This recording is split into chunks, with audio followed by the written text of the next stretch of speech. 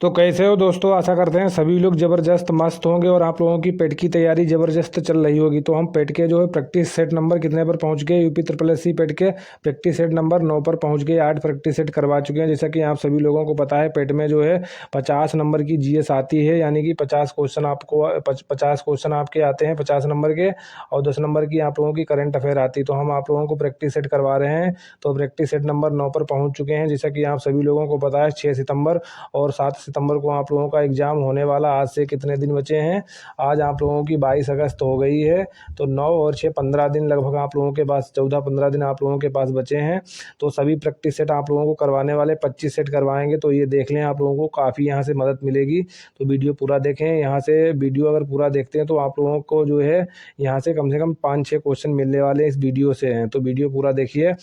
तो यहाँ पर दिया गया है, निम्नलिखित में से कौन सा सही सुमेलित नहीं है। तो कौन सा इसमें देखो, हड़प्पा स्थल दिया गया है, लोथल दिया गया है, टेराकोटा दिया, सुरकोटदा दिया गया है और धोलावीरा दिया गया है।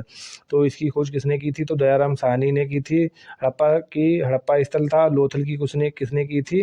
तो जो है SR राव ने की थी। और सुरकोटदा की खोज किसने की थी? तो JP जोशी ने की थी। और वहीं बात कर लेते हैं धोलावीरा जो दिया गया, ये गुजरात में पड़ता है। तो इसकी खोज जो है BK थापड़ ने नहीं की थी। तो यही आप लोगों का ऑप्शन नंबर डी वाला राइट आंसर हो जाएगा। तो देख लेते हैं धोलावीरा की खोज किसने की थी। तो धोलावीरा की खोज 1967-68 में भारतीय पुरातत्व सर्वेक्षण ASI के कौन थे ये? तो ये थे, इन्होंने खोज की थी। के जगपति जोशी ने इसकी खोज की थी, किसकी? धोलावीरा की। और इसके साथ एक और थे, 1990 में रविंद्र बिष्ट ने भी इसकी खोज की थी। तो ये दो लोग थे, इन्होंने किसकी धोलावीरा की खोज की थी। तो सिंधु घाटी सभ्यता के कुछ स्थल हैं, वो देख लेते हैं। ये खुद जो है यहाँ से क्वेश्चन पूछा जाता है। तो हड़प्पा सभ्यता, जो हड़प्पा स्थल था, हड़प्पा स्थल की खोज किसने की थी? तो हड़प्पा की खोज किसने की थी? 1921 में दयाराम साहनी ने खोज की थी। और हड़प्पा से क्या क्या मिला है, यहाँ पर आप लोग देख सकते हो। माँ देवी की मूर्ति मिली है। लाल बलुआ पत्थर से बना पुरुष का धड़ मिला है। और शिवलिंगम और अन्न भंडार यहाँ के जो है प्रतीक मिले हैं। उसके बाद मोहनजोदड़ो की खोज किसने की थी? और हड़प्पा आप लोगों का किस नदी के किनारे है? तो रावी नदी के किनारे है, ये भी याद रखें। और कहाँ पर पड़ता है ये? हड़प्पा और मोहनजोदड़ो, ये दोनों जो है पाकिस्तान में पड़ते हैं। और यहाँ पर मोहनजोदड़ो 1922 में इसकी खोज किसने की थी? RD बनर्जी ने की थी। और यहाँ से क्या मिला है? टेराकोटा की मूर्ति सील मिली है।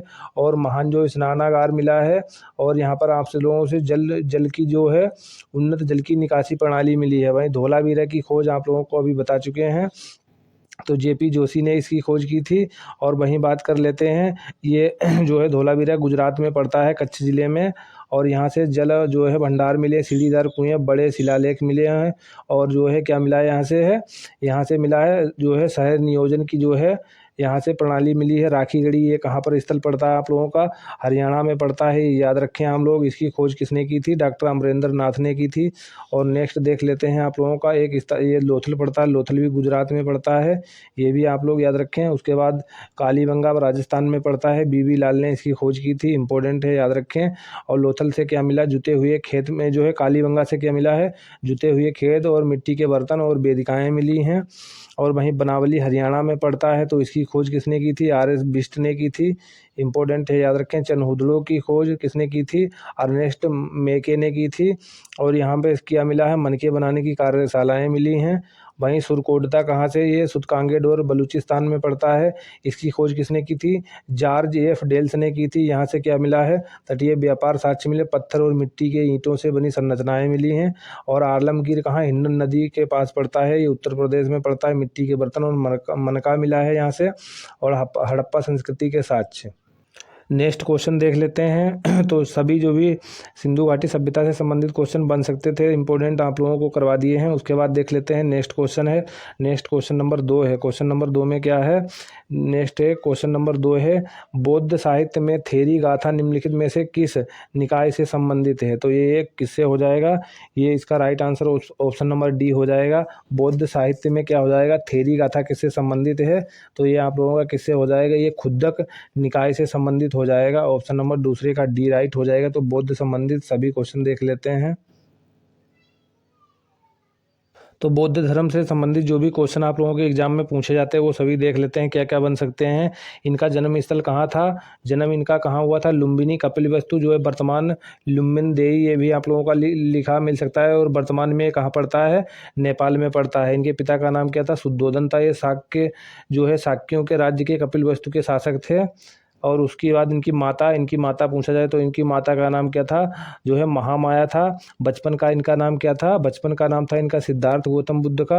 और वहीं बात करें इनका लालन पालन जो है, लालन पोषण किसने किया था, लालन पालन या पोषण किसने किया था, तो जो जो इनकी गौतमी जो है विमाता यानी कि प्रजापति गौतमी ने, इनकी मौसी थी, इन्होंने इनका जो है पालन पोषण किया था। इनका विवाह 16 वर्ष की अवस्था में हो गया था गौतम बुद्ध का। और इनका किसके साथ, यशोधरा के साथ विवाह हुआ था, जो कि जो है कोलीय गणराज्य की राजकुमारी थी। इनके पुत्र का क्या नाम था, राहुल था। और इन्होंने जो गृह त्याग किया था उस घटना को क्या कहा गया था, महाभिनिष्क्रमण कहा गया। इंपॉर्टेंट है। इनके सारथी का क्या नाम था, तो इनके सारथी का नाम चन्ना था। इनके घोड़े का नाम कंतक था, ये भी याद रखें। और ध्यान गुरु इनके कौन थे, गुरु इनके कौन थे, ये अलार कलाम थे। और इन्हें ज्ञान प्राप्त कब हुआ था, 35 वर्ष की अवस्था में बैसाख पूर्णिमा के दिन। और इन्हें जब ज्ञान प्राप्त हुआ था बैसाख पूर्णिमा को, तो तब से ये बुद्ध कहलाए थे, गौतम बुद्ध। इनका बचपन का नाम क्या था, सिद्धार्थ था, याद रखें। ज्ञान प्राप्ति इन्हें कहाँ हुई थी, तो गया बिहार में हुई थी। निरंजना नदी के तट पर इन्हें ज्ञान प्राप्ति हुई थी। और किस वृक्ष के नीचे, पीपल के वृक्ष के नीचे इन्हें ज्ञान प्राप्ति हुई थी, बट वृक्ष के नाम से जानते हैं इसे, ये भी याद रखें। प्रथम उपदेश इन्होंने कहा, ऋषि पत्तनम यानी सारनाथ में दिया था। और जो है पाली भाषा में इन्होंने क्या किया था, पाली जो है स्थान जो 5 ब्राह्मण वर्गीय को जो है पाली भाषा में ज्ञान दिया था। और घटना जो क्या घटी थी, ये धर्म चक्र परिवर्तन कहा गया था। इन्होंने जो है धर्म प्रचार का स्थल इन्होंने कहाँ कहाँ किया था, तो ये कहाँ किया था, अंग, मगध, काशी, मल्ल और शाक्य, बंजी और कौशल राज्य में प्रचार किया था।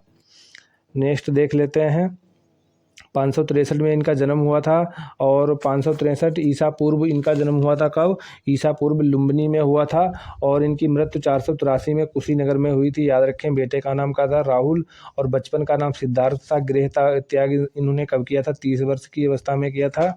और इनके जो पहले गुरु थे कौन थे, अलार कलाम थे। दूसरे गुरु कौन थे, तो इनके कौन हो जाएंगे, रुद्रक रामपुत्र थे। और ज्ञान प्राप्ति इन्हें कहाँ हुआ था, तो इन्हें हुआ था बोधगया बिहार में, निरंजना नदी के तट पर हुआ था।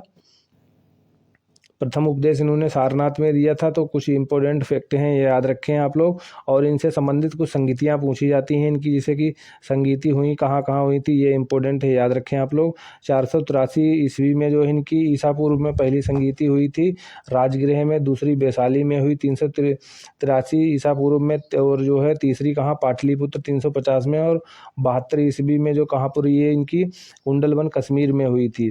तो उस समय के शासक भी पूछे जाते हैं, अध्यक्ष कौन थे, ये याद रखें। पहली राजगृह में हुई थी बिहार में, दूसरी वैशाली बिहार में, तीसरी पाटलिपुत्र, चौथी कुंडलवन में हुई थी कश्मीर में। उस समय शासक कौन था, कनिष्क था। और जो हो जाएगा वसुमित्र अध्यक्ष थे। और ये शासक याद रखें, पहली संगीति किसके शासनकाल में हुई थी, अजातशत्रु। दूसरी कालाशोक, तीसरी अशोक के शासनकाल में हुई थी। और आप लोगों से अध्यक्ष पूछा जाता है तो महाकश्यप हो जाएगा, सभाकामी दूसरे अध्यक्ष हो जाएंगे, मोगलीपुत्र तीसरे हो जाएंगे। और बसी जो है वसुमित्र चौथे हो जाएंगे। तो कुछ इंपॉर्टेंट फैक्ट हैं, ये आप लोग याद रखें। 18 मई 1974 को राजस्थान के पोखरण में भारत का प्रथम सफल परमाणु परीक्षण बुद्ध पूर्णिमा के दिन हुआ था। उसका नाम रखा गया था बुद्धा इस्माइल मिशन, ये याद रखें। बुद्धा इस्माइल पूछा जाता है, इंपॉर्टेंट है। तो ये सभी अष्टांगिक मार्ग हैं, ये भी आप लोग याद रखें, एग्जाम में काफ़ी पूछा जाता है, इसका स्क्रीनशॉट भी ले सकते हो, इंपॉर्टेंट हैं, ये सब याद आपको होना चाहिए। और कमल इनका कमल जो है जन्म का प्रतीक है, घोड़ा गृह त्याग का है। निर्माण इनका जो है, निर्वाण यानी कि ज्ञान प्राप्ति जहाँ पर हुई थी बोधि वृक्ष है। और पहिया जो है पहला उपदेश धर्म चक्र परिवर्तन कहा गया था। स्तूप जो है मृत्यु महापरिनिर्वाण कहा गया है। नेक्स्ट क्वेश्चन नंबर 3 देख लेते हैं। क्वेश्चन नंबर 3 में क्या है, क्वेश्चन नंबर 3 है, शक विजेता किसे कहा जाता है। तो शक विजेता किसे कहा जाता है, तो तीसरे का राइट आंसर हो जाएगा, ऑप्शन नंबर आपका तीसरा सही हो जाएगा। चंद्रगुप्त जो है द्वितीय को क्या कहा जाता है, शक विजेता कहा जाता है। आपका राइट तीसरे का ऑप्शन नंबर सी सही हो जाएगा। बात आ गई है गुप्त वंश की, तो गुप्त वंश के शासक देख लेते हैं। गुप्त वंश का संस्थापक आप लोगों से पूछा जाता है, तो इसका संस्थापक कौन था? श्रीगुप्त था। इम्पोर्टेंट है। उसका उत्तराधिकारी उत्तराधिकारी कौन हुआ? घटोत्कच हुआ है। अब वहीं बात कर लेते हैं, प्रथम जो है चंद्रगुप्त प्रथम था, इसने महाराजा धिराज की उपाधि धारण की थी। तो पहला ये गुप्त शासक था, इम्पोर्टेंट है, याद रखें। समुद्रगुप्त है, काफ़ी एग्जामों में पूछा जाता है, भारत का नेपोलियन इसे कहा जाता है। और इसने जो है इसने क्या किया था, उन्होंने अपने साम्राज्य का इसने विस्तार किया था। और समुद्रगुप्त को क्या है, सिक्कों पर बीड़ा बजाते हुए दर्शाया गया है। और इसके समुद्रगुप्त के क्या है, इसके दरबार में एक हरिसेन कवि रहता था, जिसने प्रयाग प्रशस्ति अभिलेख लिखा था, जो कि संस्कृत भाषा में था। काफ़ी एग्जामों में पूछा जाता है। तो चंद्रगुप्त द्वितीय इसे विक्रमादित्य के नाम से भी जाना जाता है। इसने क्या मालवा और गुजरात पर भी विजय प्राप्त की थी, और शक विजेता भी इसे कहा जाता है। कुमारगुप्त था, इसे याद रखें, महेंद्रादित्य के नाम से जाना जाता है। इसने नालंदा विश्वविद्यालय की स्थापना करवाई थी। स्कंदगुप्त था, इसने क्या किया था, हूणों के आक्रमण को विफल कर दिया था। तो इस वंश का जो है अंतिम शासक कौन था? गुप्त वंश का विष्णुगुप्त था। इंपॉर्टेंट है, याद रखें आप लोग। नेक्स्ट देख लेते हैं, क्वेश्चन नंबर 4 है। क्वेश्चन नंबर 4 में क्या पूछा गया है, दिल्ली के किस सुल्तान ने एक पृथक कृषि विभाग की स्थापना की थी एवं फसल चक्र की योजना बनाई थी? तो ये किसने बनाई थी? तो इसका चौथे का जो आपका राइट आंसर हो जाएगा, चौथे का ऑप्शन नंबर डी सही हो जाएगा। चौथे का ऑप्शन नंबर आपका डी सही हो जाएगा। ये हो जाएगा मोहम्मद बिन तुगलक हो जाएगा। इसका राइट आंसर हो जाएगा क्या हो जाएगा? मोहम्मद बिन तुगलक ने फसल चक्र की योजना बनाई थी। इम्पोर्टेंट है। इल्तुतमिश है, इल्तुतमिश बलबन है। इन लोगों का किस वंश से संबंध हो जाएगा? तो ये गुलाम वंश से हो जाएगा। नेक्स्ट क्वेश्चन देख लेते हैं। नेक्स्ट क्वेश्चन नंबर है 5 में क्या दिया गया, 1857 की क्रांति। 1857 की क्रांति के पूर्व निम्नलिखित में से कौन भारतीय सैनिकों के आक्रोश का कारण नहीं था? तो जो 1857 की क्रांति के आरंभ के पूर्व निम्नलिखित में से कौन भारतीय सैनिकों में आक्रोश का कारण नहीं था? तो इसमें देख लेते हैं। तो इसका जो 5 का राइट आंसर हो जाएगा, ऑप्शन नंबर डी सही हो जाएगा। इसमें क्या नहीं था? तो ये सेना पर गैर ब्राह्मण की रसोइयों के रूप में नियुक्त, ये इसका राइट आंसर हो जाएगा। आक्रोश का कारण नहीं था। भारतीय सैनिकों का वेतन कम था, तो ये भी सही था। मगर इसमें कारण पूछा गया, सैनिकों का आक्रोश का कारण नहीं था, तो ये भी सही था कि मतलब भारतीय सैनिकों का वेतन कम था, ये राइट था। उसके बाद उनकी पदोन्नति सूबेदार के पद तक सीमित थी, तो ये भी सही ये जो है ये भी क्या है, सही नहीं था। आपत्तिजनक पशु की चर्बी से चिकनी की गई कारतूसें थीं, ये भी सही था। इसमें पूछा गया आक्रोश का कारण नहीं था, तो इसका जो है यही राइट आंसर हो जाएगा, ऑप्शन नंबर डी। तो 1857 की क्रांति से संबंधित कुछ क्वेश्चन इंपॉर्टेंट पूछे जाते हैं। 1857 की क्रांति कहाँ से शुरू हुई थी? तो ये मेरठ से शुरू हुई थी, और ये 10 मई 1857 को जो है विद्रोह की हुआ था। तो ये याद रखें, 10 मई जो है 1857 को जो है इस क्रांति की शुरुआत हुई थी। और ये 1857 की जो क्रांति हुई थी, ये समाप्त कहाँ हुई थी? ग्वालियर मध्य प्रदेश में समाप्त हुई थी। इंपॉर्टेंट है, याद रखें। 20 जून 1858 को विद्रोहियों की हार हुई थी। इंपॉर्टेंट है, काफ़ी एग्जामों में पूछा जाता है, और ये याद रखें आप लोग। और क्रांति का अंतत जो है विद्रोह के प्रमुख केंद्र कौन कौन से? दिल्ली, लखनऊ, कानपुर और झांसी थे। इंपॉर्टेंट हैं। झांसी से नेतृत्व किसने किया था?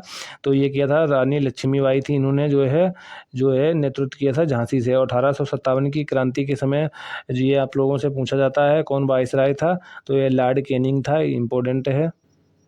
यहाँ पर कुछ नेता पूछे जाते हैं जिन्होंने विद्रोह किया था, मतलब कहाँ से रिप्रेजेंट कर रहे थे। तो लखनऊ से कौन था? तो बेगम हजरत महल थी। और दिल्ली से कौन था? तो बहादुर शाह जफर और बख्त खान थे। और वहीं झांसी से रानी लक्ष्मीबाई थी। और ग्वालियर से कौन था? तो तात्या टोपे थे। और इलाहाबाद से बिलायत भी जो है लियाकत अली थे। इलाहाबाद से लियाकत अली थे। और जगदीशपुर से कुंवर सिंह थे। बरेली से खान बहादुर थे। तो 1857 की क्रांति से संबंधित इम्पोर्टेंट फैक्ट हैं, आप लोग याद रखें। नेक्स्ट क्वेश्चन नंबर 6 देख लेते हैं। 6 में पूछा गया, भारतीय कांग्रेस कहाँ पर उदारवादियों एवं उग्रवादियों दो भागों में विभाजित हो गई थी? तो इनमें से ऑप्शन कोई नहीं हुए। तो ये 1907 का जो है सूरत अधिवेशन था, उसमें जो है कांग्रेस का जो है गरम दल और नरम दल दो भागों में बट गई थी। तो कांग्रेस के कुछ महत्वपूर्ण अधिवेशन देख लेते हैं, इंपॉर्टेंट जो एग्जाम में बार बार पूछे जाते हैं। पहला अधिवेशन कहाँ हुआ था? मुंबई में व्योमेश चंद्र बनर्जी थे, इसमें 72 प्रतिनिधियों ने भाग लिया था। दूसरा कहाँ? 86 में हुआ था। कब हुआ था? जो है ये हुआ था आप लोगों का 1886 में हुआ था। इसके दादा भाई नौरोजी जो है अध्यक्ष थे। वहीं तीसरा कब हुआ था? ये तीसरा अधिवेशन कब हुआ था? ये कहाँ हुआ था? ये हुआ था मद्रास में। बदरुद्दीन तैयब जी जो थी कौन थे? इसके अध्यक्ष थे। और चौथा, ये चार याद रखें शुरुआत वाले। और ये कौन थे? 1888 में इलाहाबाद में हुआ था। जॉर्ज यूले ये अंग्रेज जो है थे, ये अध्यक्षता की थी। पहले जो है अंग्रेज पहले आप कह सकते हो इसे। और उसके बाद एनी बेसेंट ने जो है 1917 में भाग लिया था, जो है पहली महिला कांग्रेस की अध्यक्ष थी। एनी बेसेंट हो जाएगी।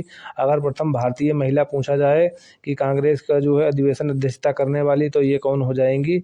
ये सरोजनी नायडू हो जाएंगी। उन्होंने कब भाग लिया था? 1925 में कानपुर अधिवेशन में भाग लिया था। तो ये जैसे कि लाला जो लाजपत राय थे, इनका अधिवेशन पूछा था, तो ये कलकत्ता अधिवेशन में इन्होंने अध्यक्षता की थी 1920 में, ये याद रखें। और एनी बेसेंट का 1917 वाला। और लखनऊ में जो अधिवेशन हुआ था 1916 में, इसकी अध्यक्षता किसने की थी? अंबिका चरण मजूमदार थे। और ये महात्मा गांधी का बेलगांव अधिवेशन 1924 में हुआ था। ये वाला आप लोग याद रखें, महात्मा गांधी वाला काफ़ी पूछा जाता है। और ये जो कांग्रेस का जो है विभाजन हो गया था, तो ये याद रखें, जो 1907 में हुआ था, इसकी अध्यक्षता किसने की थी? रास बिहारी बोस ने की थी। ये कुछ अधिवेशन है इंपॉर्टेंट जो आपको याद रखना है। जैसे कि ये 1936 में किसने अध्यक्षता की थी? तो ये की थी जवाहरलाल नेहरू ने। और ये जो 1900 जो है 38-39 वाले सुभाष चंद्र बोस ने अध्यक्षता की थी। और 39 वाले में इन्होंने क्या किया था? अपने पद से त्याग पत्र दे दिया था। तो कुछ इंपॉर्टेंट हैं। एक आज़ादी के समय पूछा जाता है कि आज़ादी के समय कांग्रेस के अध्यक्ष कौन थे? तो ये जेपी कृपलानी हो जाएगा। नेक्स्ट क्वेश्चन नंबर देख लेते हैं 7 में क्या निम्नलिखित में से महिला क्रांतिकारियों में से किसने किसने 1932 के दीक्षांत समारोह में डिग्री प्राप्त करते हुए गवर्नर पर गोली चलाई थी? तो 7 का जो राइट आंसर हो जाएगा, 7 का राइट आंसर हो जाएगा ऑप्शन नंबर डी आपका सही हो जाएगा, बीना दास ने। तो ज़्यादा क्वेश्चन के डीप में नहीं जाएंगे। नेक्स्ट क्वेश्चन देख लेते हैं, वरना वीडियो काफ़ी लंबा हो जाएगा, क्योंकि अगर इतना डीप में जाएंगे तो वीडियो बहुत लंबा बनेगा और आप लोग देखते हो नहीं। नेक्स्ट क्वेश्चन है, क्वेश्चन नंबर 8 है, निम्नलिखित में से किसने सुभाष चंद्र बोस को भारतीय देशभक्ति की ज्वलंत तलवार से संबोधित किया था? तो किसने किया था? सुभाष चंद्र बोस को भारतीय देशभक्ति की ज्वलंत तलवार के रूप में जो है संबोधित किया था सुभाष चंद्र बोस को। तो इनके बारे में देख लेते हैं। तो इसका जो राइट आंसर हो जाएगा, देशभक्ति की ज्वलंत तलवार के रूप में किसने संबोधित किया था सुभाष चंद्र बोस का? तो इसका जो राइट आंसर हो जाएगा ऑप्शन नंबर बी सही हो जाएगा। किसने? सरोजनी नायडू ने। 8 का ऑप्शन नंबर बी सही राइट आंसर हो जाएगा। और सुभाष चंद्र बोस का जन्म कहाँ हुआ था? तो इनका कटक उड़ीसा में इनका जन्म हुआ था। इंपॉर्टेंट है, याद रखें। चंपारण जो है कृषि जांच समिति का सदस्य निम्नलिखित में से कौन नहीं था? तो ये आपको बताना है कौन नहीं था। तो ये चंपारण जो है सत्याग्रह कब हुआ था? तो ये कब हुआ था? तो इसका जो राइट आंसर हो जाएगा इसका, तो चंपारण सत्याग्रह कब हुआ था? 1917 में आई थिंक हुआ था। ये 1917 में हुआ था। और महात्मा गांधी ने तिनकठिया प्रणाली थी, उसके लिए जो इन्हें रामचंद्र शुक्ल करके कोई था, उन्होंने इन्हें इनवाइट किया था, तो ये वहाँ पर गए थे। तो चंपारण के किसानों की दुर्दशा की जांच हेतु बिहार के लेफ्टिनेंट गवर्नर एडवर्ड गाइड द्वारा FG सलाई की अध्यक्षता में चंपारण जांच समिति का गठन किया गया था। इसके सदस्यों में महात्मा गांधी थे, राइनी, उसके बाद डीजे रीड और MEL टेवर थे, LC अडामी और हरिदास प्रसाद नारायण सिंह शामिल थे। और आप लोगों से पूछा है कि इस समिति में कौन नहीं शामिल था? तो इसका राइट आंसर हो जाएगा कौन? ये अनुग्रह नारायणी नहीं शामिल थे। डीजे रीड भी थे, महात्मा गांधी भी थे, FG सलाई भी थे। तो इसमें आपका right answer option number C सही हो जाएगा। नेक्स्ट क्वेश्चन देख लेते हैं, क्वेश्चन नंबर 10 में क्या पूछेगा? सुभाष चंद्र बोस का राजनीतिक गुरु कौन था? तो सुभाष चंद्र बोस का राजनीतिक गुरु कौन था? तो 10 का राइट आंसर हो जाएगा ऑप्शन नंबर कौन? बी हो जाएगा, CR दास यानी चित्ररंजन दास राइट आंसर हो जाएगा आप लोगों का। नेक्स्ट क्वेश्चन देख लेते हैं, क्वेश्चन नंबर आप लोगों से पूछा गया 11 में पूछा गया, निम्नलिखित में से कौन सा स्थान भारत का ग्रीनविच कहा जाता है? तो ये कौन कहा जाता है? ऑप्शन नंबर जो आपका हो जाएगा 11 का ऑप्शन नंबर सी सही राइट आंसर हो जाएगा, उज्जैन कहा जाता है। तो 11 का डिस्क्रिप्शन देख लेते हैं। डिस्क्रिप्शन देखना भी जरूरी, क्योंकि आप लोग बहस करने लगते हो किसी भी प्रश्न पर। प्राचीन काल में उज्जैन को समय की गणना के लिए केंद्रीय संदर्भ बिंदु के रूप में माना जाता था, इसलिए उज्जैन को भारत का ग्रीनविच कहा जाता है। मुगल काल में जयसिंह द्वितीय द्वारा उज्जैन, दिल्ली और जयपुर, मथुरा, वाराणसी में वेधशालाओं का निर्माण करवाया गया था। तो ये भी याद रखें, जयसिंह द्वितीय द्वारा मुगल काल में किसने निर्माण करवाया था वेधशालाओं का? उज्जैन में, दिल्ली में, जयपुर और मथुरा, वाराणसी में वेधशालाओं का निर्माण जयसिंह द्वितीय ने मुगल काल में करवाया था। और आपसे पूछा गया है केंद्रीय जो आप लोगों का ग्रीनविच किसे कहा जाता है? तो इसे उज्जैन को कहा जाता है प्राचीन समय में। नेक्स्ट क्वेश्चन नंबर 12 देख लेते हैं। क्वेश्चन नंबर 12 में दिया गया, क्वेश्चन नंबर 12 क्या दिया गया है? निम्न वक्तव्यों पर विचार कीजिए। पहला दिया गया कथन ये दिया गया, भारत की जलवायु पर मानसून का प्रभुत्व है। तो भारत की जो है जलवायु कैसी है? मानसूनी जलवायु है। तो पहला वाला जो राइट आंसर हो जाएगा, पहला वाला राइट आंसर हो जाएगा। दूसरा आर दिया गया है, कथन दे गया आर, कारण दिया गया है मानसून स्थायी पवन है। तो यहाँ पर जो है आपका राइट कौन सा आंसर हो जाएगा? 12 को जो राइट आंसर हो जाएगा ऑप्शन नंबर जो सही हो जाएगा। क्या सी सही हो जाएगा? इसमें क्या हो जाएगा आपका? पहला वाला जो है सही है, मगर जो आपका कारण जो दिया गया ऑप्शन नंबर जो है आपका आर, कारण दिया गया है, ये गलत हो जाएगा। भारत की जलवायु पर मानसून का प्रभुत्व है, तो ये पहला वाला राइट आंसर हो जाएगा। नेक्स्ट क्वेश्चन देख लेते हैं। नेक्स्ट क्वेश्चन दिया गया क्वेश्चन नंबर 13 दिया गया, किसी जगह का स्थानीय समय लोकल टाइम्स 6 बजे प्रातः है, जबकि ग्रीनविच मीन टाइम जीएमटी 3 बजा है, तो उस जगह की देशांतर रेखा क्या होगी? तो आप लोगों को बता दें इसमें क्या होता है, जो है एक जो है डिग्री बराबर कितना होता है? 1 डिग्री बराबर 4 मिनट होता है। और यहाँ पर दोनों के समय का अंतर देखेंगे तो कितना? 3 घंटा सीधे आ रहा है। तो अगर आप लोग 3 घंटा, इसको 1 डिग्री बराबर कितना? 4 मिनट होता है। तो 4 मिनट होता है। अगर आप लोग देखेंगे 15 डिग्री का मान कितना हो जाएगा? 15 डिग्री का मान कितना हो जाएगा? 15 डिग्री में आपका कितना हो जाएगा? 15 डिग्री में आपका टाइम हो जाएगा 1 घंटा। 1 घंटा यानी कि 60 मिनट हो जाएगा। इसी प्रकार से 3 घंटे आपका टाइम दिया गया है, तो 3 घंटे में आपका कितना? 45 डिग्री हो जाएगा। 45 डिग्री। और यहाँ पर बताया गया है कि किस जगह का स्थानीय समय 6 प्रातः है, तो ग्रीनविच मीन टाइम प्रातः 6, तो उस जगह का देशांतर क्या होगा? तो देशांतर आपका कितना? पूरब में हो जाएगा। 45 डिग्री आपका राइट आंसर हो जाएगा। नेक्स्ट क्वेश्चन देख लेते हैं। क्वेश्चन नंबर आप लोगों से पूछा गया 14 में पूछा गया है, 14 में निम्नलिखित में से कौन सा युग्म सुमेलित नहीं है? तो हुआंगो नदी दी गई है, चीन की नदी है, लीना नदी है। पूछा गया है कि मतलब कौन सा शहर स्थित है। तो 14 का जो राइट आंसर हो जाएगा, 14 का जो राइट आंसर ऑप्शन नंबर ई सही हो जाएगा। इनमें से कोई नहीं। इसका जो राइट आंसर हो जाएगा कौन सा? 14 का जो राइट आंसर हो जाएगा ई हो जाएगा इसका, इनमें से कोई नहीं। तो यहाँ पर देख लेते हैं इनमें से कोई होने का मतलब क्या? जैसे हुआंगो नदी जो है चीन के किनारे जो है चीन में बहती है, और रूस जो है मतलब ये चीन हो जाएगा। चीन जो है हुआंगो नदी हो जाएगी, लीना रूस में नदी हो जाएगी, मिकांग जो है लाओस और कंबोडिया में हो जाएगी, डार्लिंग नदी जो है ऑस्ट्रेलिया की हो जाएगी। तो ये सभी के सभी सही हैं।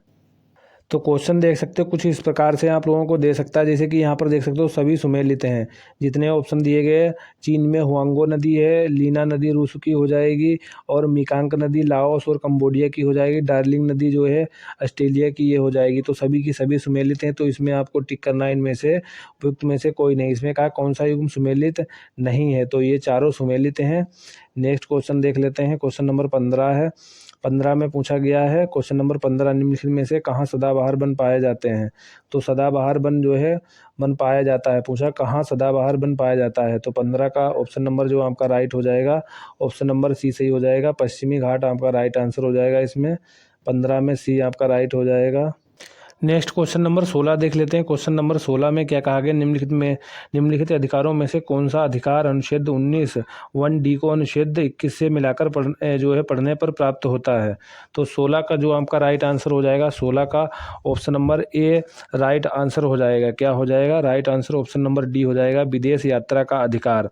तो देख लेते हैं हमें जो है अनुच्छेद 19 में कितने प्रकार की स्वतंत्रताएं दी गई और अनुच्छेद 21 में क्या है। तो सबसे पहले अनुच्छेद 21 देख लेते हैं 19 में है क्या। अनुच्छेद 19 में हमें 6 प्रकार की स्वतंत्रताएं दी गई। कितने प्रकार की? अनुच्छेद 19 में हमें 6 प्रकार की स्वतंत्रताएं दी गई। पहले में क्या दिया गया? वाक मतलब बोलने की स्वतंत्रता की, बोलने लिखने किसी भी अन्य माध्यम से अपने विचारों को व्यक्त करने की स्वतंत्रता दी गई है। नेक्स्ट देख लेते हैं, इसी में प्रेस की स्वतंत्रता दी गई है। नेक्स्ट देख लेते हैं दूसरी स्वतंत्रता क्या दी गई हमें, जो है इसमें सब क्लोज जोड़े गए हैं 19 के ए बी। तो आपका पहला ए हो जाएगा, 19 का ए हो जाएगा आपका, 19 का ए हो गया। इसमें क्या बोलने की स्वतंत्रता दी गई। और बी में क्या दी गई है आपको? बी में शांतिपूर्वक और बिना हथियार के एकत्रित होने की जो है आपको स्वतंत्रता दी गई। उसके बाद सी में क्या दिया गया? सी में क्या है? संघ बनाने या जो है संघ बनाने का जो है इसमें स्वतंत्रता दी गई, संघ या समूह बना सकते हो। उसके बाद डी में क्या दिया गया है? डी में आपको क्या दिया गया? पूरे भारत में भ्रमण करने की स्वतंत्रता दी गई है। उसके बाद डी के बाद ई में क्या दिया गया है आपको? ई में दिया गया भारत के किसी विभाग में निवास करने की स्वतंत्रता दी गई है। उसके बाद आपको 6 में क्या दिया गया है? छठा आपको डी, उसके बाद ई हो गया। एफ में क्या आप लोगों को दिया गया है? किसी भी पेशे, व्यापार व व्यवसाय आजीविका को अपनाने की स्वतंत्रता, कोई भी वेद पेशा व जो व्यापार व व्यवसाय करने का अधिकार देता है। आप लोगों का जो है अनुच्छेद 21 दिया गया है। 21 में क्या है? जीवन और व्यक्तिगत स्वतंत्रता से संरक्षण है से संबंधित। इसका अर्थ है किसी भी व्यक्ति को कानून द्वारा स्थापित प्रक्रिया के अनुसार ही उसके जीवन या व्यक्तिगत स्वतंत्रता से वंचित किया जाएगा। और इसमें क्या कहे? अनुच्छेद प्रत्येक व्यक्ति, नागरिक और विदेशियों को समान रूप से उपलब्ध है। तो यह मौलिक अधिकार है। अनुच्छेद जो है 21 न केवल जीवन के अधिकार की रक्षा करता बल्कि यह सुनिश्चित करता है किसी भी व्यक्ति को मनमाने ढंग से हिरासत में नहीं लिया जा सकता है, उसे उसकी स्वतंत्रता से वंचित नहीं किया जा सकता। इसके अलावा सर्वोच्च न्यायालय ने इस अधिकार को क्या कहा? मौलिक अधिकारों का हृदय कहा है। तो ये इंपॉर्टेंट फैक्ट अनुच्छेद 21 से संबंधित हैं, जरूर याद रखें। तो इसका जो राइट आंसर हो जाएगा आप लोगों का, क्या राइट आंसर हो जाएगा इसका जो आपका राइट आंसर हो जाएगा क्या? विदेश यात्रा का अधिकार, ऑप्शन नंबर 16 का ए सही हो जाएगा। नेक्स्ट क्वेश्चन देख लेते हैं। पेट में क्वेश्चन जो है कुछ अजीब टाइप के पूछे जाते हैं। तो इस प्रकार से जो है हम लोगों को तैयार होना पड़ेगा, क्योंकि क्वेश्चन टफ पूछ दिया जाए तो इस प्रकार के भी क्वेश्चन आने चाहिए। क्वेश्चन नंबर 17 है। 17 में क्या? भारत वर्तमान में किस नीति निर्देशक सिद्धांत को मूल अधिकारों पर प्राथमिकता प्राप्त है? तो 17 का जो राइट आंसर हो जाएगा, 17 का क्या हो जाएगा? 17 का option number C right answer हो जाएगा। क्या हो जाएगा? अनुच्छेद 39 बा और तथा सा में उल्लिखित नीति जो क्या है? नीति निर्देशक सिद्धांतों को। नेक्स्ट क्वेश्चन नंबर 18 देख लेते हैं। क्वेश्चन नंबर 18 में कि निम्नलिखित में से कौन सा एक नए राज्यों के निर्माण के लिए संवैधानिक उपबंध नहीं है? तो 18 का जो राइट आंसर हो जाएगा, 18 का जो राइट आंसर हो जाएगा ऑप्शन नंबर डी हो जाएगा। एक राज्य संघ राज्य क्षेत्र में शामिल कर सकेगा। नेक्स्ट देख लेते हैं। नेक्स्ट क्वेश्चन नंबर 19 है। 19 में क्या है? निम्नलिखित में से एक रिट न्यायालय में कार्रवाई लंबित होने की दशा में लागू की जाएगी। तो 19 का क्या हो जाएगा? ऑप्शन नंबर बी हो जाएगा। क्या हो जाएगा? उत्प्रेषण। इसका जो क्या हो जाएगा?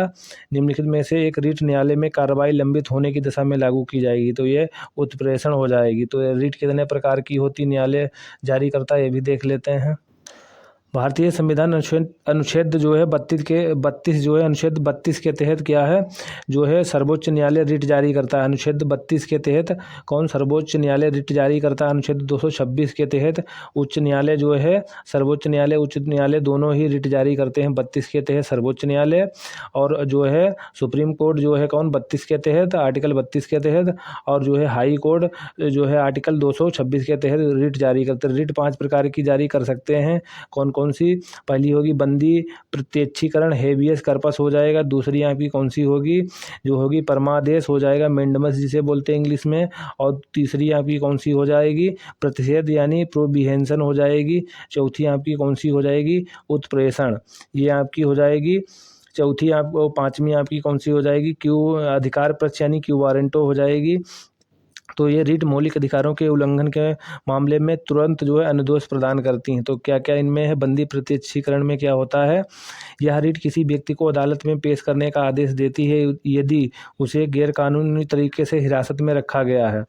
परमादेश क्या होता है, एक जो है उच्च अधिकारी या संस्था अपने सार्वजनिक कर्तव्य का पालन करने का आदेश देती है। जैसे कि मान लो कोई टीचर मास्टर है, वो ड्यूटी आता है, बच्चों को पढ़ाता नहीं, बैठा रहता है, तो ये आदेश इस प्रकार का जो है जारी कर सकता है हाई कोर्ट या सुप्रीम कोर्ट है।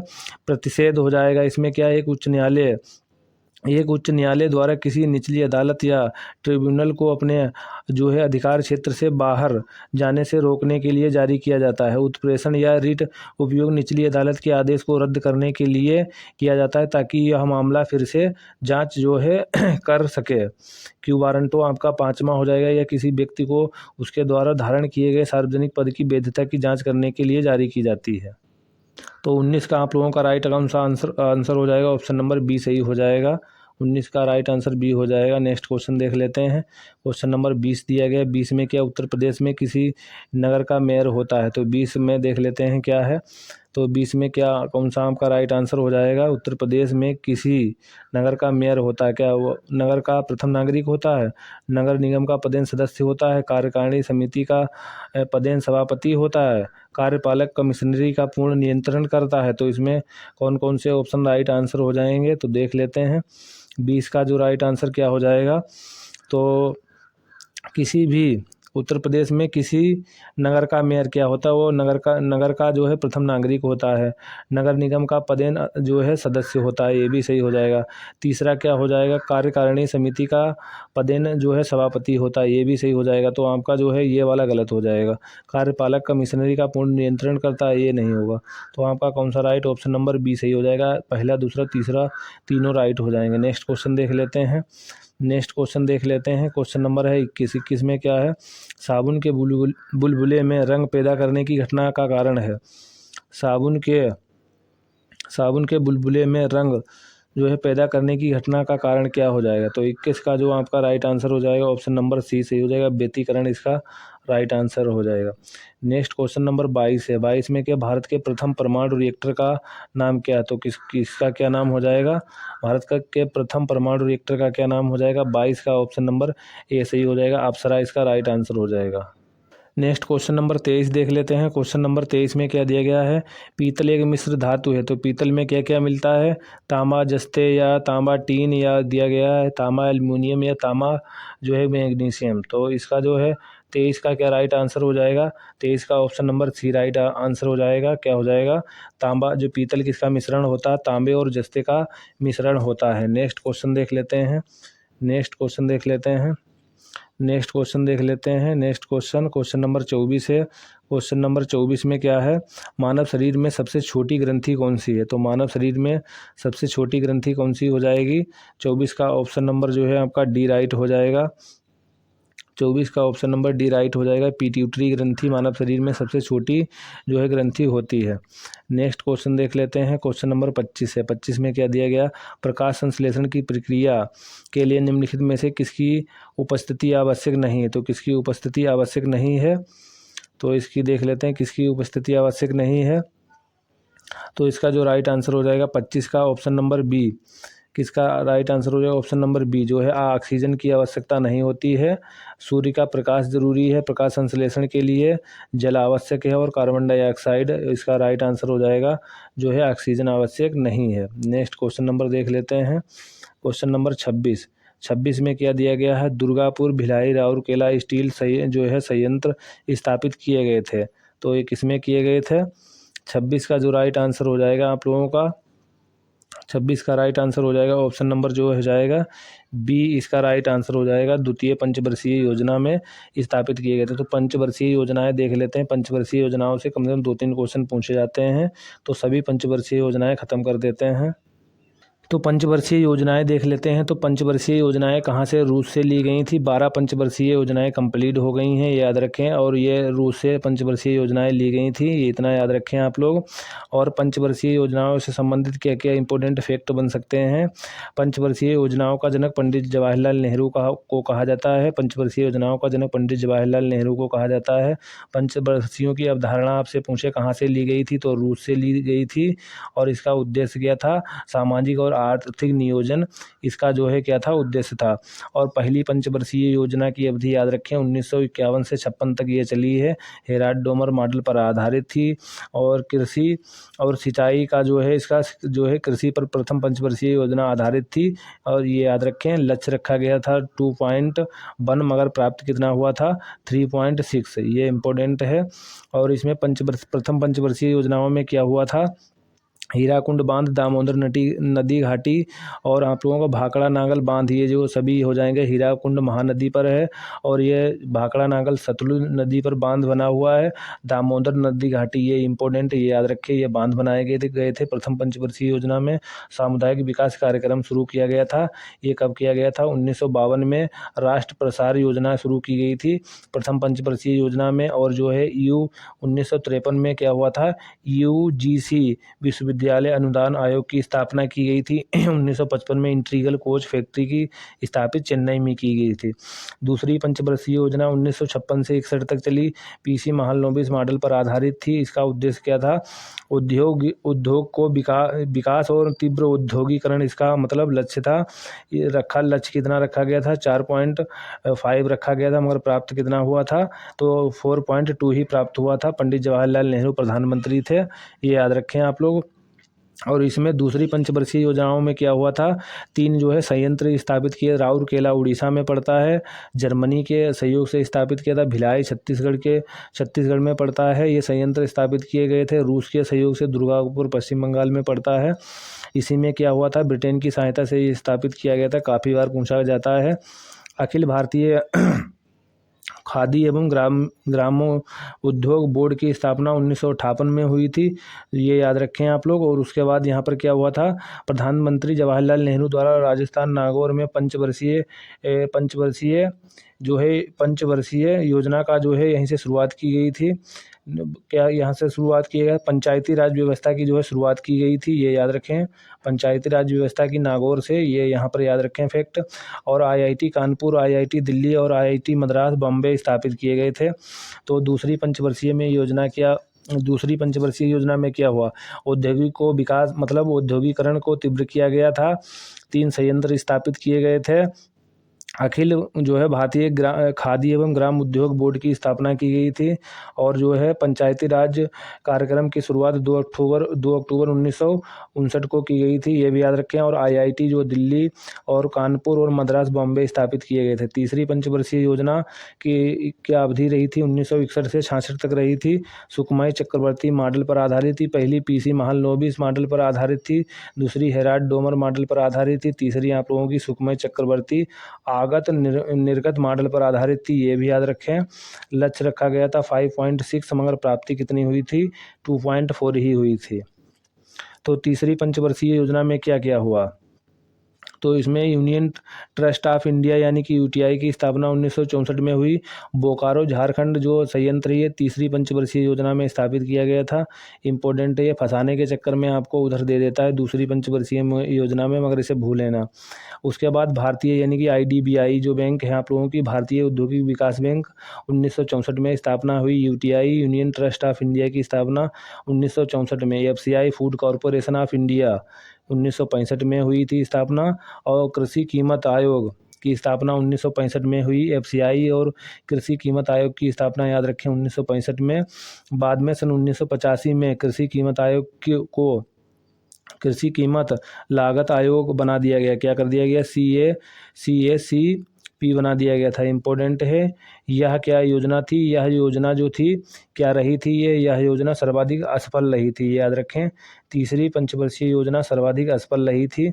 और यह असफलता के कारण थे, भारत जो है चीन युद्ध हुआ 1962 में, 1965 में भारत पाक युद्ध, और 1965-66 में भयंकर अकाल पड़ा था, ये याद रखें, ये इम्पोर्टेंट है। कुछ फैक्ट आप लोगों से। उसके बाद क्या हुआ, 3 वर्ष का योजना अवकाश रहा है, ये याद रखें आप लोग। 3 वर्ष का योजना अवकाश रहा है, यहाँ पर है, ये योजना अवकाश याद रखें। और ये जब योजना अवकाश हुआ तभी क्या हुआ, हरित क्रांति के जो है प्रणेता जो है स्वामी MS स्वामीनाथन है, जो हरित क्रांति के जनक कहे जाते हैं। और हरित क्रांति की जो प्रभावित फसलें थीं, गेहूँ चावल थी, काफ़ी पूछा जाता है कि किसका प्रभाव पड़ा था। हाई यील्ड वैरायटी, यहीं से इसकी शुरुआत हुई थी। चौथी पंचवर्षीय योजना थी इसकी जो समय अवधि क्या रही थी, 1969 से 74 तक रही थी इसकी समय अवधि। अशोक रुद्र एवं LS माने मॉडल पर आधारित थी, ये इम्पोर्टेंट है, याद रखें आप लोग। और इस पर लक्ष्य क्या रखा गया था, तो स्थिरता के साथ आर्थिक विकास, आत्मनिर्भरता, तो ये लक्ष्य रखा गया था। तो इम्पोर्टेंट इसमें क्या है, चौथी पंचवर्षीय योजना में ये ऑपरेशन फ्लड की, जो ऑपरेशन फ्लड है श्वेत क्रांति से संबंधित। ऑपरेशन फ्लड के जनक कौन कहे जाते हैं, वर्गीस कुरियन है, इनका याद रखें आप लोग नाम, काफ़ी इंपॉर्टेंट है। परिवार नियोजन कार्यक्रम इसी में शुरू किया गया था, चौथी पंचवर्षीय योजना में। और क्या हुआ था, चौथी पंचवर्षीय योजना थी, इसमें क्या 14 बैंकों का राष्ट्रीयकरण हुआ था 1969 में। 15 उस समय इंदिरा गांधी प्रधानमंत्री थी, इंपॉर्टेंट है, ये याद रखें आप लोग। ये कुछ फैक्ट हैं आपके जो है चौथी पंचवर्षीय योजना से संबंधित। पाँचवीं पंचवर्षीय योजना 1974 से 78 तक चली थी, यानी कि पाँचवीं पंचवर्षीय योजना 4 ही साल चली थी, 1 साल पहले ही बंद कर दी गई थी, तो ये याद रखें। और किस मॉडल पर आधारित थी, DP धर मॉडल पर आधारित थी। इसमें क्या था, गरीबी मतलब गरीबी उन्मूलन यानी गरीबी हटाओ का नारा इसमें दिया गया था, और साथ में आत्मनिर्भरता को प्राप्त करने के लिए कहा गया था। इसका लक्ष्य रखा गया था 4.4, मगर प्राप्ति 4.8 हुई थी। इंपॉर्टेंट फैक्ट क्या है, परमाणु परीक्षण किया गया था 1974 में, और इसमें न्यूनतम आवश्यकता कार्यक्रम चलाया गया था, 20 सूत्रीय कार्यक्रम चलाया गया था, गरीबी निवारण हेतु अंत्योदय कार्यक्रम चलाया गया था, और काम के बदले अनाज का व्यवस्था की गई थी, और गरीबी हटाओ का नारा दिया गया था। 1975 में ही क्या लगा था, राष्ट्रीय आपात की घोषणा हुई थी। ये इंपॉर्टेंट कुछ फैक्ट हैं पाँचवीं पंचवर्षीय योजना से संबंधित। नेक्स्ट देख लेते हैं, पाँचवीं पंचवर्षीय योजना के बाद क्या हुआ, रोलिंग प्लान यानी अनवरत कहा गया इसी को। रोलिंग प्लान याद रखें, 2 साल का यहाँ पर गैप हुआ, और 3 साल का वहाँ पर हुआ अनवरत काल कहा जाता, उसे जिसे योजना अवकाश कहा गया। 3 साल का जो है गैप हुआ, इसके बाद 2 साल का यहाँ पर गैप हो गया है। 1974 से 78 के बाद 4 साल चली थी, तो यहाँ पर 2 साल का गैप हो गया, रोलिंग प्लान इसे कहा जाता था। रोलिंग जो है अनवरत काल योजना के जनक कौन है, ये कौन थे, गुरनार मिडाल थे। भारत में लागू DT लकड़वागा ने की थी, किसने। नेक्स्ट इसमें क्या हुआ था, जब रोलिंग प्लान आया तो इसमें 1979 में ग्रामीण युवा रोजगार प्रशिक्षण कार्यक्रम यानी ट्राइसेम की शुरुआत की गई थी, ये इंपॉर्टेंट है। नेक्स्ट छठी पंचवर्षीय योजना 1980 से 85 के बीच रही। इसमें क्या हुआ, रोजगार सृजन एवं गरीबी उन्मूलन का लक्ष्य इसका भी था, छठी पंचवर्षीय योजना का, ये भी याद रखें। नेक्स्ट पंचवर्षीय योजना देख लेते हैं, और इस समय भी प्रधानमंत्री कौन थी, इंदिरा गांधी ही थी। इसमें क्या हुआ था, पहले उसमें क्या हुआ था, उसमें पंचवर्षीय इसमें क्या हुआ था, इस पंचवर्षीय योजना में, तो चौथी पंचवर्षीय योजना में क्या हुआ था, चौथी पंचवर्षीय योजना में क्या हुआ था, चौथी पंचवर्षीय योजनाओं में 14 बैंकों का राष्ट्रीयकरण हुआ था। यहाँ पर क्या हुआ है, यहाँ पर क्या हुआ, 6 बैंकों का राष्ट्रीयकरण 15 अप्रैल 1919 को यहाँ पर 6 बैंकों का राष्ट्रीयकरण हुआ था, और 14 बैंकों का राष्ट्रीयकरण जो है चौथी पंचवर्षीय योजना में हुआ था। नाबार्ड की स्थापना 12 जुलाई 1982 को हुई थी। एग्जिम बैंक की स्थापना 1982 को हुई थी। इसमें कुछ इंपॉर्टेंट ये फैक्ट हैं, आप लोग याद रखें। और कुछ जो है रोजगार हेतु निम्न कार्यक्रम चलाए गए थे, कौन कौन से कार्यक्रम, राष्ट्रीय ग्रामीण रोजगार कार्यक्रम चलाया गया था, राष्ट्रीय, और उसके बाद ग्रामीण युवाओं रोजगार प्रशिक्षण कार्यक्रम चलाया गया था, ग्रामीण महिला एवं बाल विकास कार्यक्रम चलाया गया था, और समन्वयित ग्रामीण विकास कार्यक्रम ये चलाए गए थे। ये कौन सी पंचवर्षीय योजना, छठी पंचवर्षीय योजना में चलाया गया था। और इसकी समय अवधि क्या रही है, 1980 से 85 के बीच रही, इंपॉर्टेंट है, याद रखें आप लोग। और क्या चलाया गया था इसमें छठी पंचवर्षीय योजना में, ग्रामीण भूमिहीनों के लिए रोजगार गारंटी कार्यक्रम शुरू किया गया। 7वीं पंचवर्षीय योजना की अवधि क्या रही, 1985 से 90 तक रही, ये याद रखें आप लोग। और ये इतनी जो पंचवर्षीय योजना है ये इम्पोर्टेंट है, याद रखें। और 7वीं जब पंचवर्षीय योजना चली थी तो प्रधानमंत्री कौन थे, ये कौन थे, जब ये राजीव गांधी प्रधानमंत्री थे। और इसमें क्या रोटी उत्पादकता का नारा दिया गया था, किसमें, ये आप लोगों की 7वीं पंचवर्षीय योजना में दिया गया था। उपभोक्ता संरक्षण अधिनियम वर्तमान में संशोधित है, जो है संरक्षण अधिनियम 1900 जो है 1900 जो है उपभोक्ता संरक्षण अधिनियम 1986 में आया था, और इसे संशोधन 2019 में किया गया था। उसमें प्रधानमंत्री कौन थे, राजीव गांधी। तो ये लक्ष्य रखा गया था 5%, मतलब 5% रखा था, प्राप्ति कितनी हुई थी, 6%, 6.1% की प्राप्ति हुई थी।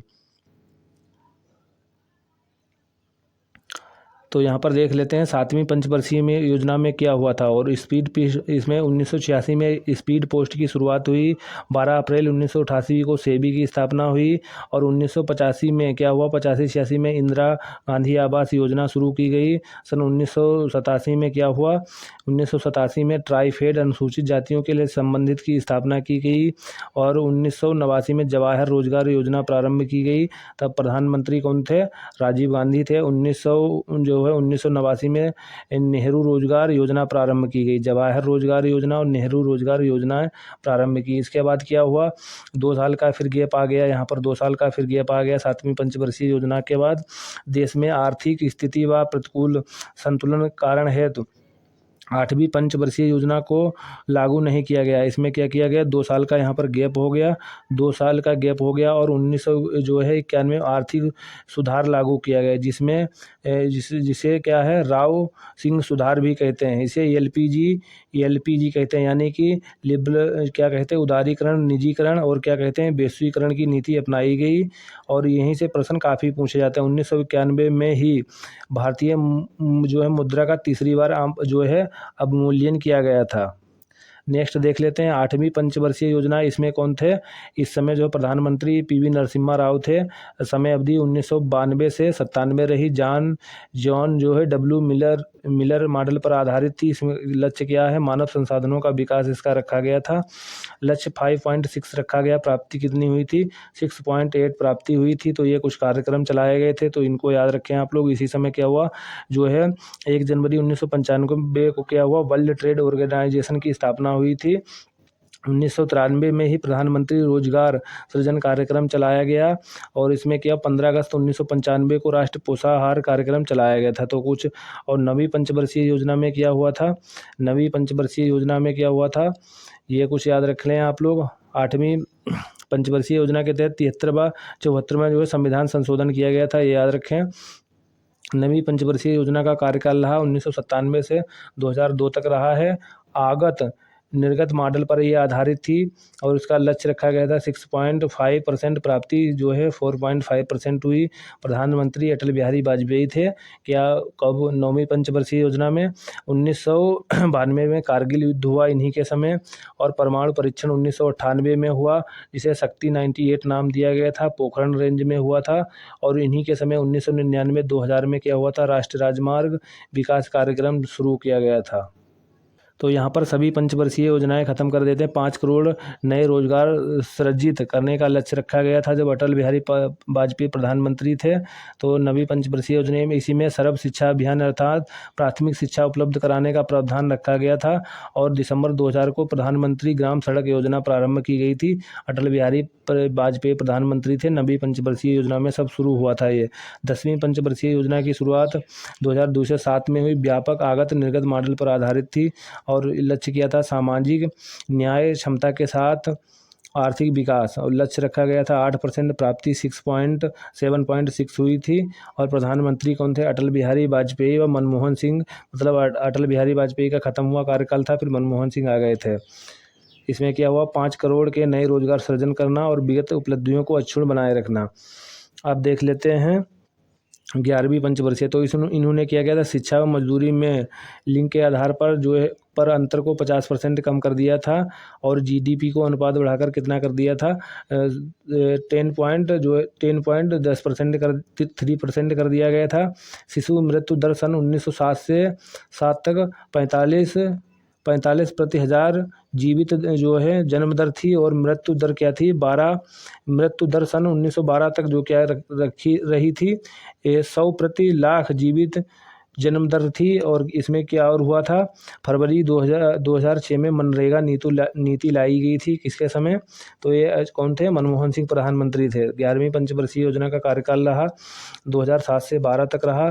तीव्र समावेशी और विकास दर योजना में 9% विकास दर का लक्ष्य रखा गया था, जिसे घटाकर 8.1% कर दिया गया था। प्राप्ति दर कितनी रही थी, 7.9% रही थी। प्रधानमंत्री मनमोहन सिंह थे। और कार्यक्रम शैक्षिक बेरोजगारी 5% की कमी लाना और निर्धनता अनुपात में 2012 तक 15% स्तर तक लाना था इसका उद्देश्य। 12वीं पंचवर्षीय योजना है और लास्ट पंचवर्षीय योजना आपकी ये है और क्या इसमें रखा गया था 12वीं पंचवर्षीय योजना का कार्यकाल कितना रखा था, 12 से 17 रखा गया। तीव्र, सतत व ज़्यादा समावेशी विकास इसका लक्ष्य पूछा जाता है, याद रखें ये। तो ये लास्ट पंचवर्षीय योजना थी, तो सभी पंचवर्षीय योजनाएं कंप्लीट करवा दी हैं। नेक्स्ट क्वेश्चन नंबर 27 देख लेते हैं। क्वेश्चन नंबर 27 में क्या है, भारत में निर्धनता के स्तर का आकलन किया जाता है। तो भारत में निर्धनता का आकलन किसके आधार पर किया जाता है, तो 27 का जो ऑप्शन राइट हमारा हो जाएगा, ऑप्शन नंबर सी सही हो जाएगा। इसमें क्या परिवार के उपभोग व व्यय के आधार पर भारत में निर्धनता के जो है स्तर का आकलन किया जाता है। तो ऑप्शन नंबर हमारा कौन सा राइट हो जाएगा, ऑप्शन नंबर सी राइट हो जाएगा। तो आप लोगों से रिक्वेस्ट है, अगर आप लोग पूरा वीडियो देख रहे हैं तो अपना एक बार फीडबैक ज़रूर दे दिया करें कमेंट में कि हमारा वीडियो आप लोगों को पसंद आया है या नहीं आया है। नेक्स्ट क्वेश्चन नंबर 28 है। 28 में क्या है, 28 पूछा गया, क्वेश्चन नंबर 28 है। क्वेश्चन नंबर 28 में कि लोकप्रिय जो है बालिका बचत योजना सुकन्या समृद्धि योजना के तहत वर्तमान में आवश्यक न्यूनतम वार्षिक जमा राशि कितनी है। तो इसका जो राइट आंसर क्या हो जाएगा, तो इसमें जो है 28 का ऑप्शन नंबर ई सही हो जाएगा, इनमें से कोई नहीं होगा। जो है सुकन्या समृद्धि योजना शुरुआत कब की गई थी, तो ये 22 जनवरी और 2015 में इसकी शुरुआत हुई थी। कब हुई थी, 2015 में इसकी शुरुआत हुई थी। तो सुकन्या समृद्धि योजना से संबंधित कुछ फैक्ट देख लेते हैं। इसकी शुरुआत जो है नरेंद्र मोदी जी ने कहाँ से, हरियाणा से की थी। और इसके तहत क्या होता है, एक खाते में एक वित्तीय वर्ष में न्यूनतम राशि कितनी, 250 पहले थी, अब 1000 रुपये और अधिकतम जो है 1.5 लाख रुपये का निवेश किया जा सकता है। तो आपके जो भी ऑप्शन दिए गए थे वो सभी उनमें से कोई मैच नहीं खा रहा था। खाता खोलने की तारीख से 21 वर्ष पूरा होने तक। तो इसमें जो है आपका राइट आंसर कोई भी नहीं दिया गया है। तो 22 जनवरी को शुरुआत की गई थी सुकन्या समृद्धि योजना की 22 जनवरी 2015 को शुरुआत की गई थी। न्यूनतम राशि कितनी है, 250 रुपये आपकी रखी गई थी। और पहले 250 थी, वर्तमान में कितनी है, 1000 रुपये है। तो पहले 250 थी, ये याद रखें आप लोग। नेक्स्ट क्वेश्चन पूछा गया है। क्वेश्चन नंबर आप लोगों से पूछा गया है 29 में क्या पूछा गया है, भारत में मूल्य वर्धित कर किस वर्ष लाया गया था। मूल्य वर्धित कर यानी कि आप लोगों से बेट पूछा गया है, BAT बेट पूछा गया है, वैल्यू एडेड टैक्स, यही आपका क्या होता है, मूल्य वर्धित कर। तो इसका जो 29 का जो राइट आंसर हो जाएगा, ऑप्शन नंबर बी सही हो जाएगा। इसका राइट आंसर ये जो है अप्रैल 2005 में लाया गया था। सबसे पहले ये कहाँ लागू किया गया था, हरियाणा, बाद में उत्तर प्रदेश में लागू किया गया था। पहले HR में लागू किया गया था, उसके बाद UP में इसे लागू किया गया था। बेट का मतलब क्या होता है, यहाँ पर इसका फुल फॉर्म भी पूछ लिया जाता है, BAT बेट, यानी कि वैल्यू एडेड टैक्स। इसका राइट ये हो जाएगा, इसका फुल फॉर्म। नेक्स्ट क्वेश्चन देख लेते हैं। नेक्स्ट क्वेश्चन आप लोगों से पूछा गया है, बाजार अर्थव्यवस्था वह होती है। तो बाजार अर्थव्यवस्था क्या होती है, 30 का जो राइट आंसर हो जाएगा, ऑप्शन नंबर आपका बी हो जाएगा। इसमें जो है बाजार अर्थव्यवस्था होती है, सरकारी नियंत्रण से मुक्त होती है। नेक्स्ट क्वेश्चन देख लेते हैं। नेक्स्ट क्वेश्चन आप लोगों से पूछा गया है कि रठवा जो देश के राज्य के निवासी होली रंगों के त्यौहार के अवसर पर जो है रठवा नृत्य करते हैं। तो रठवा नृत्य कहाँ से संबंधित हो जाएगा, तो आप लोगों से रठवा नृत्य पूछा गया है। तो रठवा नृत्य 31 का जो राइट आंसर हो जाएगा, ऑप्शन नंबर बी सही है, गुजरात का हो जाएगा रठवा नृत्य, याद रखें आप लोग। नेक्स्ट क्वेश्चन नंबर पूछा गया है, अंतर्राष्ट्रीय ओजोन दिवस कब मनाया जाता है। तो अंतर्राष्ट्रीय ओजोन दिवस कब मनाया जाता है, 32 का ऑप्शन नंबर आपका राइट हो जाएगा। जो 32 का राइट आंसर हो जाएगा, अंतर्राष्ट्रीय ओजोन दिवस आप लोगों का। तो इसमें से आप लोगों का कोई भी आंसर सही नहीं, ऑप्शन नंबर ई सही हो जाएगा। तो अंतर्राष्ट्रीय ओजोन दिवस कब मनाया जाता है, देख लेते हैं। अंतर्राष्ट्रीय ओजोन दिवस आप लोगों का कब मनाया जाता है, अंतर्राष्ट्रीय ओजोन दिवस आप लोगों का 16 सितंबर को मनाया जाता है। कब, 16 सितंबर को मनाया जाता है, याद रखें कब, 16 सितंबर को। तो आपका राइट आंसर क्या हो जाएगा, अंतर्राष्ट्रीय ओजोन दिवस कब मनाया जाता है, तो ये 16 सितंबर को मनाया जाता है। ओजोन गैस, उसका सूत्र क्या होता है, O3 ओजोन के नाम से जाना जाता है, और 16 सितंबर को अंतर्राष्ट्रीय ओजोन दिवस मनाया जाता है। तो आपका इसमें क्या है, कोई भी ऑप्शन सही नहीं है, तो 16 सितंबर आपका राइट आंसर हो जाएगा। नेक्स्ट क्वेश्चन देख लेते हैं। एशियन गेम में भारत ने पहली बार फुटबॉल का स्वर्ण पदक कब जीता था, तो ये 1951 में जीता था, ऑप्शन नंबर ए राइट हो जाएगा। 33 का जो हो जाएगा, 34 का ऑप्शन नंबर ए राइट हो जाएगा। नेक्स्ट क्वेश्चन देख लेते हैं। क्वेश्चन नंबर 34 दिया गया। 34 में क्या है, ICAR का यानी भारत में कृषि और अनुसंधान के समन्वय के लिए एक स्वायत्त निकाय है। इसका पूर्ण यानी कि फुल फॉर्म पूछा गया, पूर्ण रूप पूछा गया है। तो 34 का जो आपका जो राइट आंसर हो जाएगा, इसका फुल फॉर्म क्या हो जाएगा, तो इसका फुल फॉर्म हो जाएगा इंडियन काउंसिल ऑफ जो है ऑफ एग्रीकल्चर रिसर्च। तो इसका ऑप्शन नंबर जो हो जाएगा बी सही हो जाएगा, 34 का ऑप्शन नंबर बी सही हो जाएगा। नेक्स्ट क्वेश्चन देख लेते हैं, क्वेश्चन नंबर 35 देख लेते हैं। 35 में क्या पूछा गया है, निम्नलिखित में से पॉपुलर चेंबर किसे कहते हैं। तो पॉपुलर चेंबर किसे कहते हैं, 35 का ऑप्शन नंबर जो हो जाएगा डी हो जाएगा। लोकसभा को क्या कहा जाता है, पॉपुलर चेंबर कहा जाता है, और इसे क्या कहा जाता है, निम्न सदन कहा जाता है। राज्यसभा को क्या कहा जाता है, उच्च सदन कहा जाता है। तो ये कुछ फैक्ट हैं। नेक्स्ट क्वेश्चन देख लेते हैं। नेक्स्ट क्वेश्चन आप लोगों से पूछा गया है, क्वेश्चन नंबर जो हो जाएगा, तो क्वेश्चन नंबर क्या हो जाएगा, क्वेश्चन नंबर 36 है। 36 में क्या पूछा गया, मेक मोहन रेखा भारत की विधिक सीमा को निम्नलिखित में से किस देश के साथ अलग करती है। तो ये मेक मोहन रेखा भारत चीन के साथ लगती है। चीन के साथ भारत की सीमा कितनी लगती है, 3488 किलोमीटर लगती है। वहीं बात कर लेते हैं पाकिस्तान के साथ, तो पाकिस्तान के साथ कौन सी रेखा लगती है, रेड क्लिफ रेखा लगती है, रेड क्लिफ रेखा लगती है। तो ये याद रखें, भारत के साथ चाइना के साथ मैकमोहन और पाकिस्तान के साथ रेड क्लिफ लगती है। नेक्स्ट क्वेश्चन देख लेते हैं। न्यूजीलैंड की राजधानी आप लोगों से पूछी गई है, तो न्यूजीलैंड की राजधानी क्या हो जाएगी, न्यूजीलैंड की राजधानी आपकी हो जाएगा वेलिंगटन हो जाएगी, और ये ऑस्ट्रेलिया की हो जाएगी कैनबरा हो जाएगी, और तुर्की की अंकारा हो जाएगी। तो आपका राइट आंसर हो जाएगा 37 का जो राइट आंसर हो जाएगा ऑप्शन नंबर सी, न्यूजीलैंड की वेलिंगटन राजधानी हो जाएगी। नेक्स्ट क्वेश्चन देख लेते हैं। नेक्स्ट क्वेश्चन आप लोगों को दिया गया है क्वेश्चन नंबर 38। क्वेश्चन नंबर 38 दिया गया है। 38 में क्या पूछा गया देख लेते हैं। 38 में ऑप्शन दिए गए हैं कई, तो पूछा क्या गया है, क्वेश्चन नंबर 38 में क्या पूछा गया देख लेते हैं। 38 में क्या पूछा गया है, इसमें पूछा गया है विधान परिषद के सदस्यों की अधिकतम संख्या विधान सभा की कुल संख्या के 1/3 निर्धारित की गई है। दूसरे में क्या है, विधान परिषद जो क्या परिषद की न्यूनतम शक्ति 40 निर्धारित की गई है। परिषद के सदस्यों की कुल संख्या 6 में से 5/6 सदस्य अप्रत्याशित रूप से निर्वाचित होते हैं। 1/6 सदस्य मनोनीत होते हैं। राज्यपाल के द्वारा किए गए मनोनीत सदस्य को न्यायालय में चुनौती दी जा सकती है। तो इसमें जो है कौन कौन से राइट हो जाएंगे, तो 38 का इसमें जो आपका राइट कौन सा हो जाएगा, 38 का ऑप्शन नंबर सी होगा। इसमें क्या दिया गया, पहला और दूसरा और तीसरा राइट हो जाएंगे। देखो पहले में क्या दिया, परिषद यानी कि विधान परिषद के सदस्यों की अधिकतम संख्या जो है विधान परिषद के सदस्यों की अधिकतम संख्या विधानसभा की कुल सदस्य संख्या के 1/3 यानी कि टोटल सदस्य संख्या है उसकी 1/3 रहेगी। मतलब 3 में से जो है 1/3 जो है इसकी सदस्य संख्या होगी विधानसभा के कुल सदस्यों की। उसके बाद क्या कहा गया है, परिषद की न्यूनतम शक्ति 40 निर्धारित की गई, यानी कि कुल न्यूनतम संख्या कितनी होगी विधान परिषद की, कम से कम जो हो जाएगी 40 सीटें रहेंगी।